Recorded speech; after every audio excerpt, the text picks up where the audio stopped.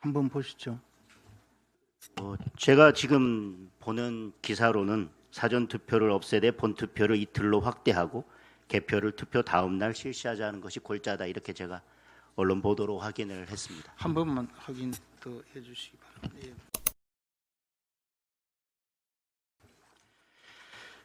최고위원회의 시작하겠습니다. 기억이 안 난다. 투표용지 부족에 대한 노태학의 답변입니다. 기억나게 하려면 참정권 회복 특권밖에 없습니다. 위철하는 대통령 밥 친구가 아니라고 고함을 질렀습니다. 특검을 해야 대통령 책임이 있는지 없는지 다 밝혀낼 수 있습니다. 혁명이 일어나야 재선거가 가능하다. 위철환의 답변입니다. 특검을 끝내 거부하면 혁명 수준의 국민 저항이 일어날 것입니다. 국정조사 핵심 증인 16명이 무더기로 출석하지 않았습니다. 국민적 비판이 쏟아지자 마지못해 오후에야 얼굴을 내밀었습니다. 특검 수사에는 이렇게 오만하게 버티지 못할 것입니다. 지금은 개헌을 언급할 때가 아닙니다. 지금 개헌을 언급하는 것은 잿밥에만 관심을 두는 것입니다. 국민은 이재명, 하명 합수본을 믿지 않습니다. 국민의힘 추천 특검만이 모든 진실을 밝혀낼 수 있습니다. 오늘 나온 여론조사를 보면 국민 85%가 특검이 필요하다고 답했습니다. 민주당이 특검을 거부한다면 이유는 단 하나밖에 없을 것입니다. 선관위, 이재명, 민주당이 모두 한 배를 탔기 때문이라는 것을 자백하는 것입니다. 특검 거부는 정권 침몰의 도화선이 될 것입니다. 즉각 특검을 수용할 것을 강력하게 촉구합니다. 북한이 군사 분계선 100m 이내까지 철책을 설치했습니다. 5m 앞까지 지뢰를 매설해서 휴전선 일대를 요새화하고 있습니다. 그런데 우리 국방부는 거꾸로 민간인 통제선을 축소한다고 합니다.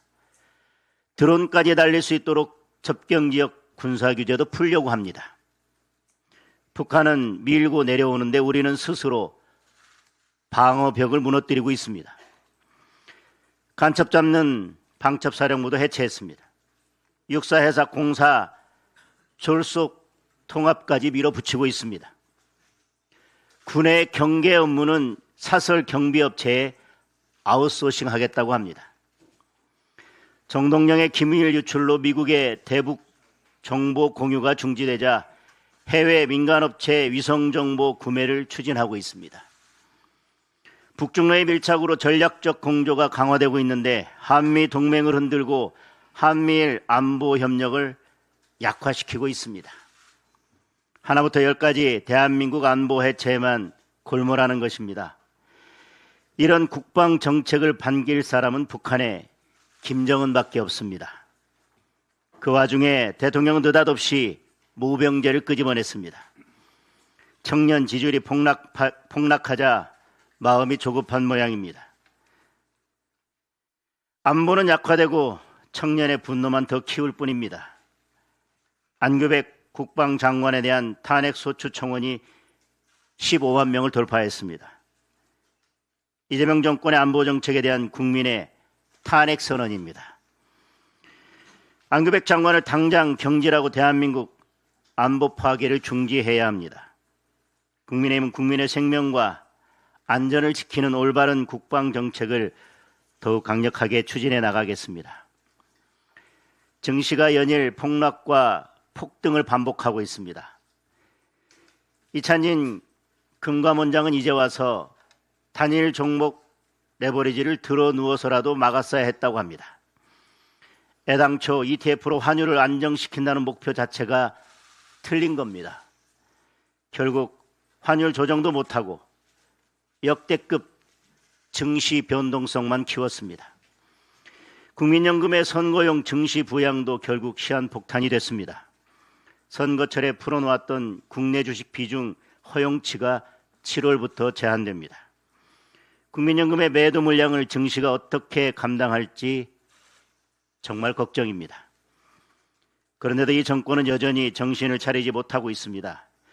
우리 경제의 버팀목인 반도체 산업을 호남에 보내겠다고 합니다. 수백조 원을 투자해야 하는 기업의 사활이 걸린 프로젝트입니다. 용수, 전기, 인력 등 제반 여건을 기업이 검토해서 결정할 문제입니다. 그런데 대통령이 직접 네가 가라 호남을 압박하고 있습니다. 청와대 김용범은 초과이익 분배를 또 끄집어냈습니다. 민주당은 미실현 이익까지 과세하겠다고 나섰습니다. 거의 배를 가른다는 말을 몸소 실천하는 것입니다. 그 피해는 고스란히 청년들, 국민들에게 돌아가고 있습니다. 정시의 반대 매매 규모가 작년 대비 4배 가까이 늘었습니다. 외국인들은 올해 들어 이미 130조 원 넘게 주식을 팔았습니다. 환율은 글로벌 금융위기 이후 최고 수준인 1,540원을 넘어섰습니다. 4대 그룹의 일자리는 단 1년 만에 1만 개가 사라졌습니다. 대통령은 역대급 성과금이나 코스피 상승도 청년들에게는 딴 세상 이야기라고 합니다. 그 딴 세상 만든 게 바로 이재명 본인입니다. 옛날 노래가 있습니다. 안 되는 줄 알면서 왜 그랬을까? 그 뒷가사는 이렇습니다. 이제는 후회해도 어쩔 수 없어요. 뒤늦게 후회하기 전에 경제정책을 180도 전환하기 바랍니다. 국민의힘은 국민의 재산과 일자리를 지켜드리기 위해 모든 정책적 노력을 다할 것입니다. 선관위 노동조합에서 사전투표를 폐지하고 본투표를 이틀 하자는 개혁안을 민주당에 제출했다고 합니다. 선거 현장에서 가장 많은 경험을 가진 실무진들의 의견입니다. 왜 이런 주장을 하겠습니까? 공정한 선거 관리 측면에서도 그것이 맞기 때문입니다.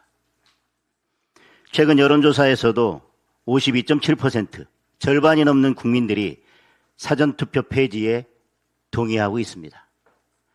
국정조사가 진행되면 진행될수록 사전투표에 대한 국민들의 불신은 더 커질 것이고 사전투표를 폐지하다는 국민들도 더 늘어날 것이라고 저는 믿습니다. 이런 상황인데도 민주당이 사전투표 폐지를 반대한다면 무언가 다른 이유가 있는 것이 아닌가 합리적인 의심을 가질 수밖에 없습니다. 국민이 믿을 수 있는 공정하고 투명한 선거가 되도록 사전투표 폐지, 본선거 확대를 반드시 관철시켜야 할 것입니다. 이상입니다. 선관위 노조에서 주장한 것이 사전투표 이틀을 그대로 존치하고 본투표만 이틀 하자는 것 아닙니까? 한번 보시죠.